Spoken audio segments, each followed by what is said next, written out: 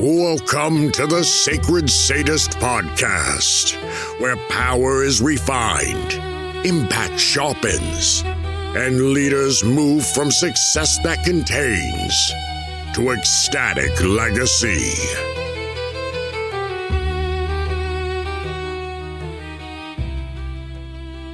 Hello and welcome. I'm your host, Alara Sage, creator and founder of Ecstasy Academy, which is the school of power and creation. And I'm also a mentor for high-level leaders. I activate and transform them from the state of hustle, from the state of performance into power, presence, and impact. And today on our show, we have a special guest. David Aferiat is the founder of Aferiat, an organic champagne importer based in Atlanta. He's also the managing principal of the Avid Group, a group coaching firm guiding leadership teams through scale, transformation, and uncertainty. David, welcome. It's a pleasure to be with you, Alara. So I'd love to start this off with, what is the thing in your business or in your life, your personal life or your entrepreneurship, that you want to celebrate, that has perhaps been one of your glorious moments or your greatest gifts or your highest achievements? I'm fortunate to have had several, and they span the different kind of chapters in my life. But if we focus this on business, I would say that they include really launching a company from nothing to being on the Inc. 5000 list for 6 years in a row, principally on the basis of a solid, wonderful product and subscription-based business, where we helped individuals interact with the U.S. stock market, making decisions using alerts and signals and indicators to create strategies for buying and selling. And that technology was licensed to very large online retail brokers at the time, to E-Trade, to TD Ameritrade, to Interactive Brokers and the like, and put us on extremely solid, ground for growth and scale. And then other highlights in my career have been, both of that was a 20-year journey, and then the journey of which there was some overlap in joining the Entrepreneurs Organization, EO, and then having the privilege to lead it as its chapter president here in Atlanta just a couple of years ago. And what a privilege to be able to lead other leaders and move a chapter, for the better through the course of the year, in being a resource to what our mission is, which is to create these spaces to connect and grow among peer entrepreneurs who are lifelong learners, and in an environment that's full of trust and respect. It was a highlight. Following that experience in leadership, I also then was a glutton for taking the helm and bringing a international global conference to Atlanta the next year, under the theme of perseverance, which is a strong, heavy loaded word for me. And for 3 days of learning in Atlanta from all over the world, where we brought speakers that were just amazing, and to talk about the power of perseverance in their lives and the routines that help them persevere across family, business, and personal. And that probably too was a very recent and meaningful achievement. Beautiful achievements, and I deeply desire to celebrate you and the 20-year, scaling that business from nothing to what you achieved, the leading of other leaders, which is such an impactful and intimate space, as well as your big event. And perseverance is a delicious word. I don't know if you've ever heard of the Gene Keys by Richard Rudd. No. It's a beautiful journey into self. And I have what's called one of the gene keys of perseverance. So I have a very intimate experience with perseverance. But I would love to hear yours, because it sounded as though you had an emotional relationship to the word perseverance. Yes. So it's somewhat rooted in the way that I've raised my children and the way our family operates. Gosh, I mean, there's a bloodline related to this as well. When I think about the journey that my grandfather had, escaping a one place in the world from revolution in order to arrive, in America with my dad. Perseverance is the definition that we used for the conference, and it's my stamp. It's my version of what perseverance is, and it comes from part of the trifecta of Angela Duckworth's grit, passion, and perseverance. But perseverance for us and for the purposes of this conference, even kind of left a little bit of how she defines it. It's simply perseverance is the daily commitment to meeting our better future version of ourselves and our businesses. And this daily commitment is a routine. It's like an atomic habit. It's the habits and the routines that we get to curate and that we get to shape and choose and form that lead us to better versions of our businesses and better versions of ourselves. That relationship between where we are now and where we want to be is a healthy one. And it's judged by how well we curate these routines. And these routines can are rooted in the basis of wellness and health, what we eat, how we sleep, our exercise routines. These build the bridges to our better versions that we're going to meet, drop off the keys and go, hey, there you go. I did my part. Now it's yours to meet the guy that's 10 years ahead of us. And it's the same with a business in terms of a growth plan. Like, what is the vision in 5 years, and how could we market in 3, and then show, a path for each year that we want to reach and achieve to get there.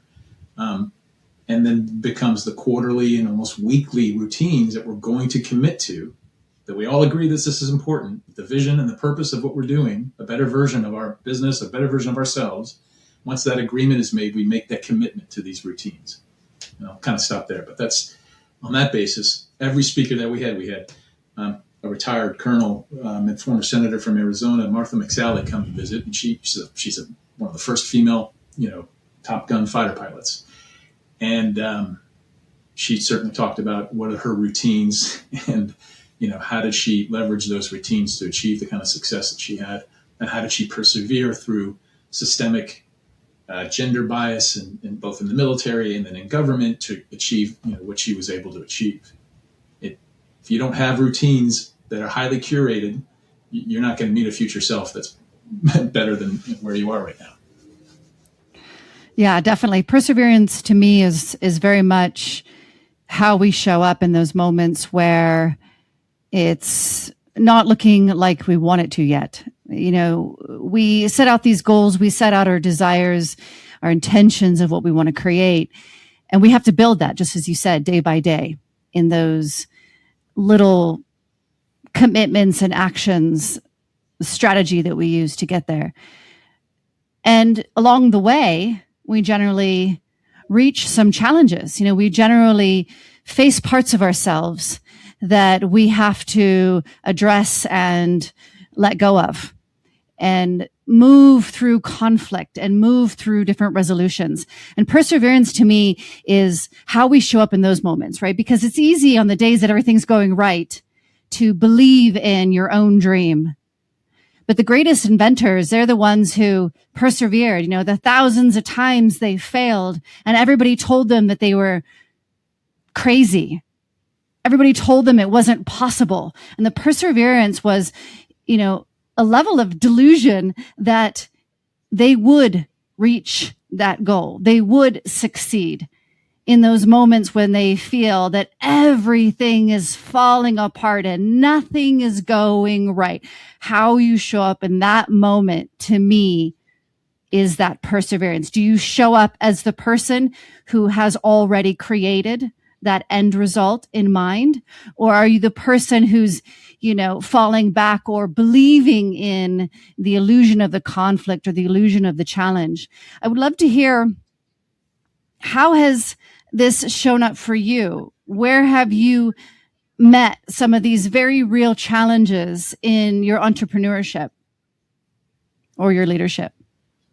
Yeah. And I think what you kind of described is certainly a beautiful added dimension of perseverance. I kind of look at it as like that's almost the definition of grit. How you show up in those moments is where is, what's the fuel cell that you're tapping into, but it is still the routine and the habit, the process that you're going to follow, that's going to, in that moment, take a lot of grit or take a lot of, perseverance to climb through and to walk and to achieve. Where this has shown up, I tell a kind of funny story about where this has shown up in my life, and it relates to, again, how I raised my kids. You may have described, as I've mentioned before, I'm a dual citizen of France and America, and it was very important for me that my children tap into this very rich cultural heritage that I have found and is used as a source for grit and perseverance in my life. It comes from when my father immigrated to the country from an area of France that was one of its colonial territories in what is now known as Algeria. And that movement, half the family went to southern France, the other half came to America. And as I said, it's very hard to have a parental language imparted to children. Most children take the maternal language and they run with it. So I had to build environments in the house when they were growing up that included as much contact with French elements as possible. That meant music, that meant movies, that meant if you sent a little peluche or a toy stuffed animal that talked, I would say thank you, and I would return it, get the Canadian version that spoke French at, not on sale and twice the price, and put it in front of my child and be like, okay, this is who you're going to talk to, or this is the gift from Aunt whomever. But it also meant having a young jeune fille au pair, a young au pair, not young, but just an au pair from France who lived with us every year. A different one every year. And this was all during their, as they would grow up. And the pact, this was I work on agreement and commitments, whether with my clients or certainly raising my kids. And though we wouldn't necessarily have agreement on French is important, I made the commitment on their behalf and mine to say, we're going to have French in the home. And frankly, when you come home from school, you may take an hour of French at school. That's great, but it's nothing. You will starve unless you can ask for what you need and want at home until mommy comes home from work. And I worked from home growing a software company. My wife, worked in an office. And so these kids quickly realized, darn it, I can scream and cry and do whatever I want, but if I really want something, I'm going to have to ask for it in French. And this went on for years.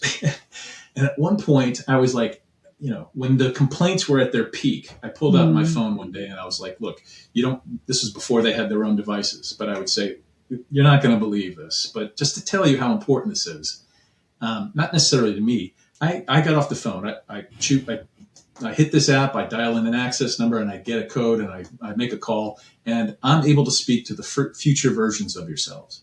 And do you know what they tell me? They're like, what? They say, thank you, Daddy. They cannot stop thanking me. And the reason why is because the youngest one has her toes in the sand, in the Mediterranean with our family over the summer and is having a blast with her cousins. And the older one, you're telling me, I get thank yous all the time from the job opportunities that you have, what you've taken in terms of your studies and how you've translated that into a job. It's just fantastic. I love talking to them.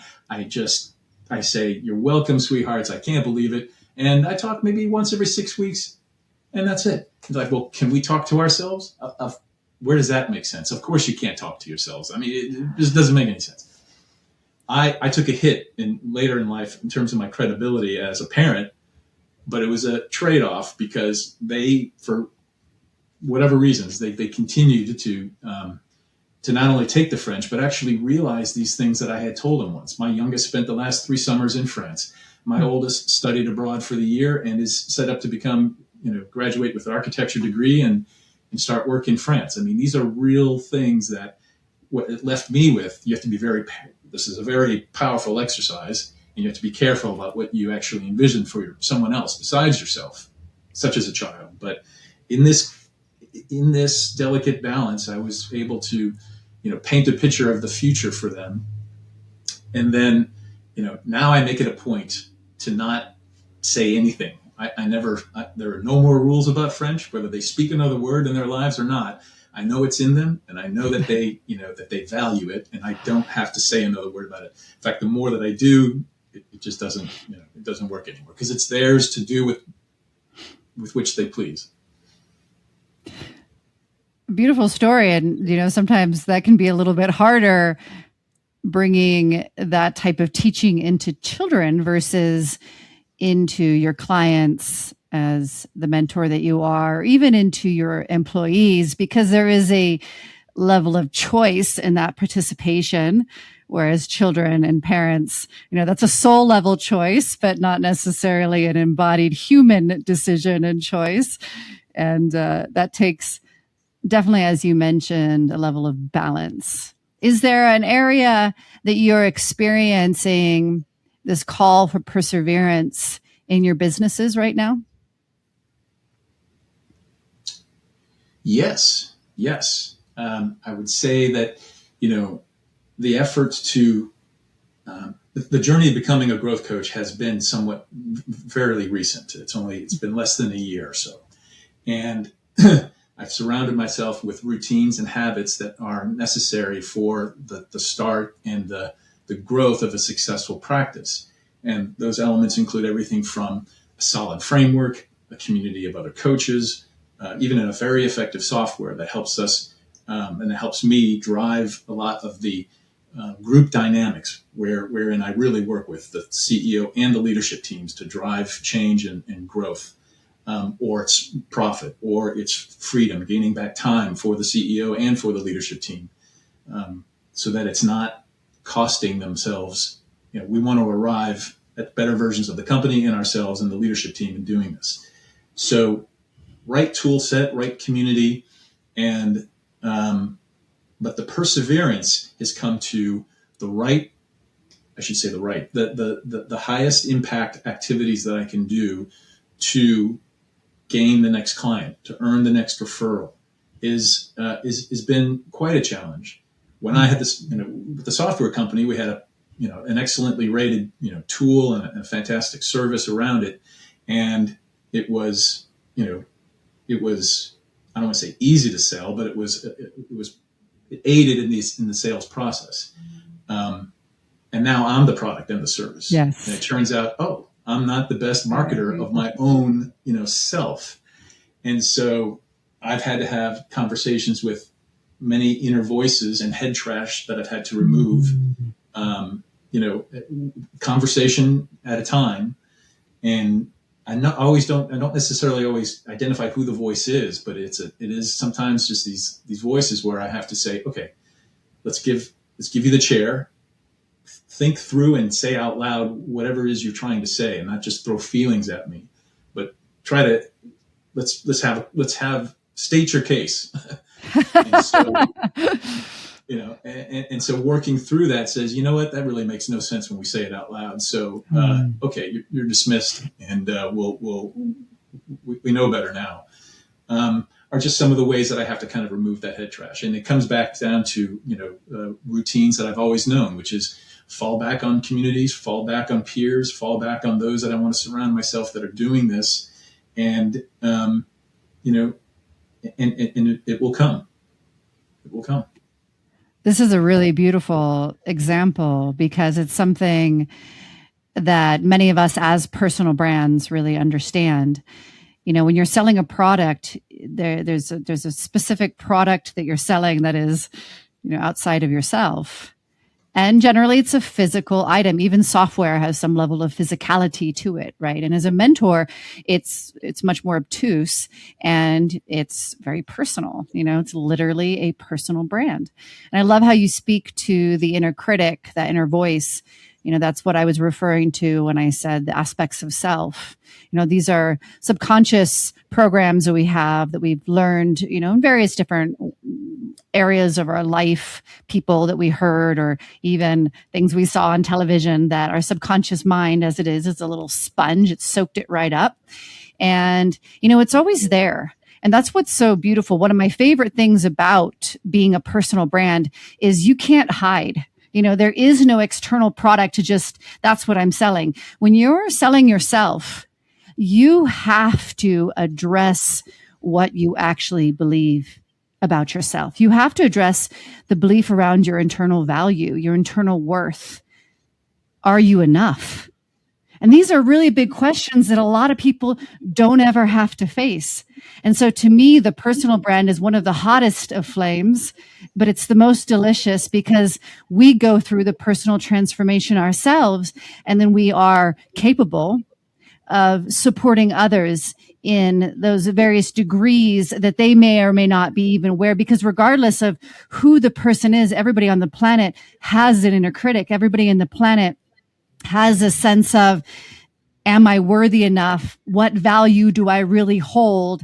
Am I received by others, right? This is a human dilemma. It's not a personal dilemma. So that level of perseverance that you're speaking to, I'm sure, has helped you lead these other leaders.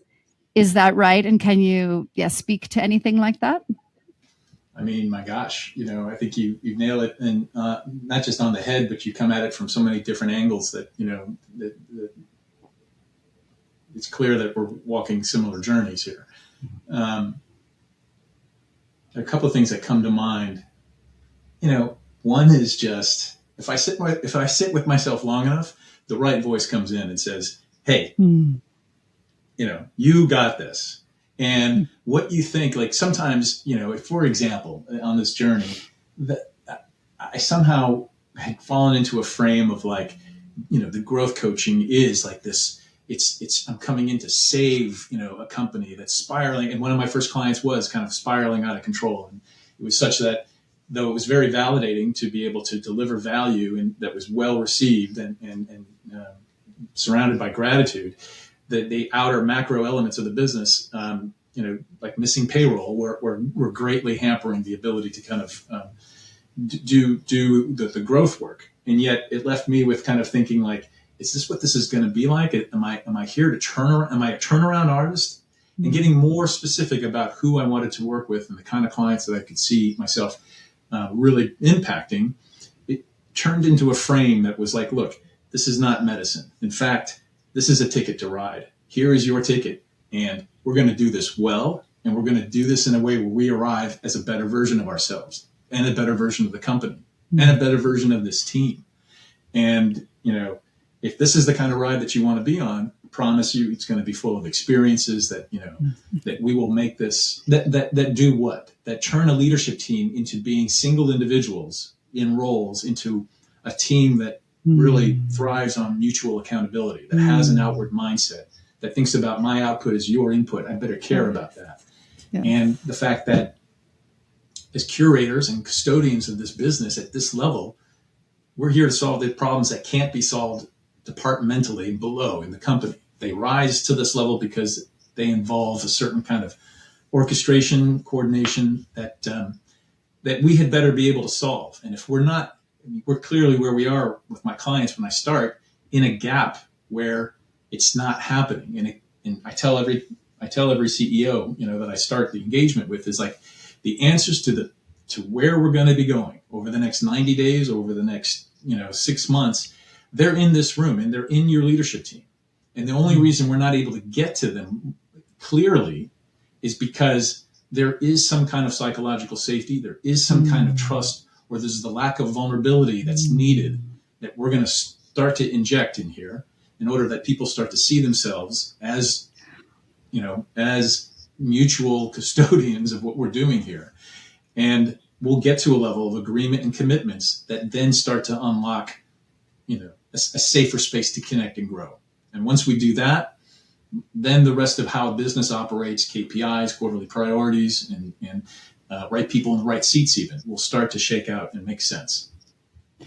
That is so delicious. You literally are speaking to something I spoke to yesterday, where we're moving from hierarchy into synarchy, where we work as a team, no matter what our positions are, through a level of safety and vulnerability, a level of connection, a level What's of the the word you just ability, said? synarchy, From hierarchy to synarchy, synergy?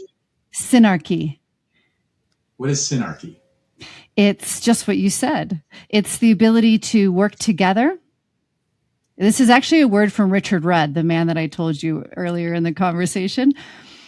So this is where our world is moving. It's moving from hierarchy, where there's one person in control that dictates what everybody else does, to a place where we're co-creating, right? We are listening to each other. We're in presence. We're in vulnerability. We're in a state of safety where each individual genius of each person, because of the safety and the vulnerability, gets to blossom.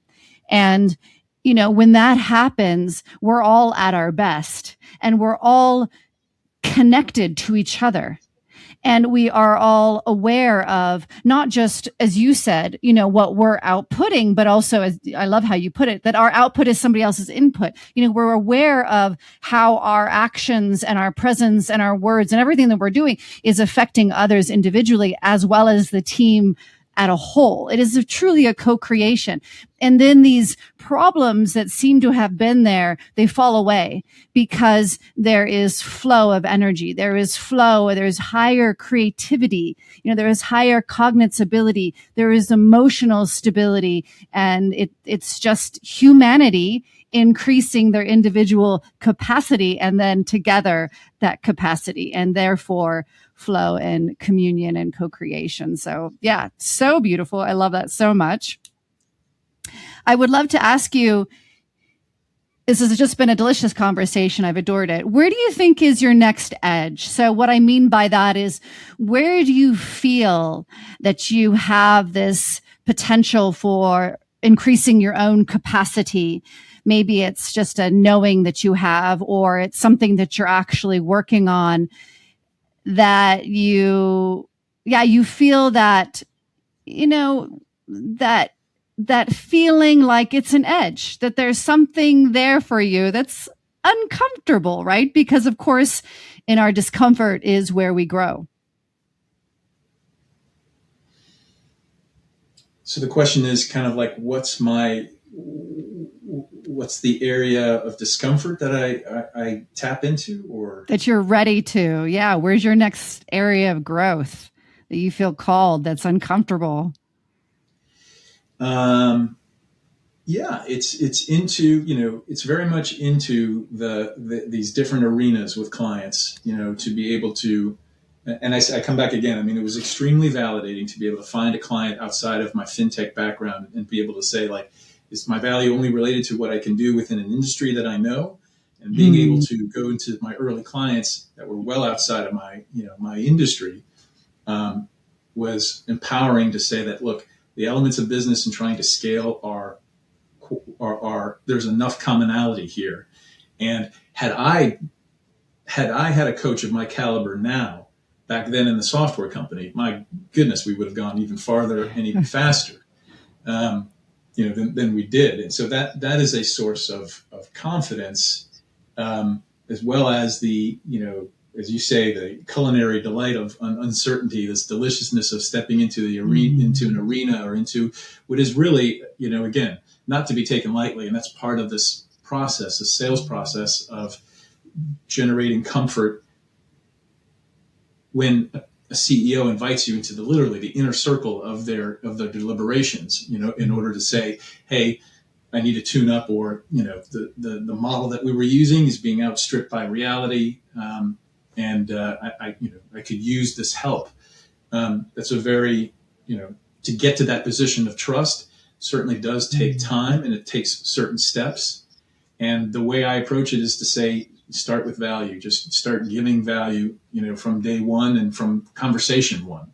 And it doesn't matter, what they take and and if they turn around and give the engagement or not. I feel authentic by being able to at least say, with every interaction, I'm delivering value. I'm trying to show a way. That is an area of not discomfort, but it is an area of continuous challenge.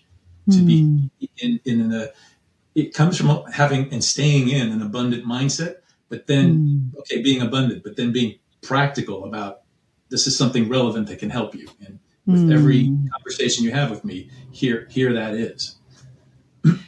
And I feel like it takes a level of ability to listen and a capacity of presence.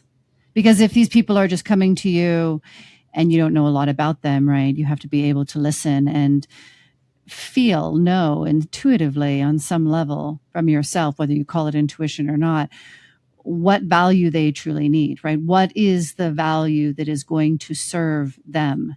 When we know somebody for a long time, or we know, more detail, that can be easy. But if we've just met somebody, bringing forth that value, it requires that ability to really hear what they're saying and be fully present to their situation, both the spoken and the unspoken. It's, yeah. It's very much around sometimes conversations I have about, pairing wine with food and trying to understand, like, somebody, it's not so much for me to say, hey, I chose something and try it. It's more like I'm listening to you in terms of what do you like about the dish? What sounds good to you on the menu? Or in times where I love to cook and I make a menu, what is it that you enjoyed the most? And that's one level. Another one could be, we all meet around my table or something and someone's talking about a recent trip to France or to Alsace or Germany or someplace. And it's like, oh, okay, well, did you have some wines that look like this? And yeah, it just comes down from, as you said, from listening and then being able to intuitively say, where are you on this journey? And again, bringing it back to a client and a CEO, it's just what do they feel they need? Are they growing and profitably growing, but at the expense of their health? I mean, that's a freedom that's being given up for something, and it had better be worth it. Or frankly, it never really is in my mind. So, how do we correct that? I love the analogy of comparing the wine with the food. That's wonderful. Is there any last thing that you would like to comment, mention? What's your favorite food? What's my favorite food? Oh, I really love wild-caught salmon when it's done well. It's just something I even adored it when I was a child. It's such a strong fish, but it has so much flavor, and I just adore it. Not always. Sometimes it's not cooked the way I like it, and then it just tastes really fishy. But when it's done well, I love it to death. Okay, so I would say, great, I'm going to make a salmon dish for Alara, and the prep for that is to take a beautiful, not farm-raised, but wild-caught piece of salmon, skin on, and when you can elevate almost any fish, but certainly salmon in this way by sprinkling sugar on it and salt, and waiting 20 minutes. What happens? The salt and sugar go break down into the fish, and it pulls out moisture, the kind of moisture that you don't want to be tasting later as what you would call fishy of some sorts. But if you spend 20 minutes and then you rinse off with water the fillet or the piece and then pat it dry, your fish is prepped and ready for cooking. And the way that's done is Eric Ripert and Le Bernardin in New York is to put it on skin side down and never turn it, but just see it as the temperature kind of cooks from the bottom, and then stop it halfway, take it out, and then spice it however you want: salt and pepper, lemon, a little tahini, or anything else that you would add to it, and it is ready to go. I just learned something. Thank you. And I did know about the salt, but I didn't know about the sugar as well. So I'll have to try that. So how can people find you, reach out? Just tell us briefly how they can connect to you, and anything specific that you kind of want to call attention to. Feel free to. Thank you. Well, avid.coach is the website. It'll direct you to my coach's page. And the other way really is LinkedIn. Let's start a conversation on LinkedIn. If you've got questions about, how, what the road ahead is, and whether how you started is keeping up with the realities of your business and growth. Let's have a conversation about how we can arrive at a better future version of ourselves for you and for the business. All that can start at LinkedIn. My name, David Aferiat, and or at avid.coach. Perfect. I'll make sure those links are below for everybody. And David, this has been a delightful conversation. I very much appreciate your presence, your wisdom, your celebration, and your edge. It's been delicious. And to the listeners, thank you so much for joining us here today. As mentioned, those links are below that you can reach out to David. Until next time, much love.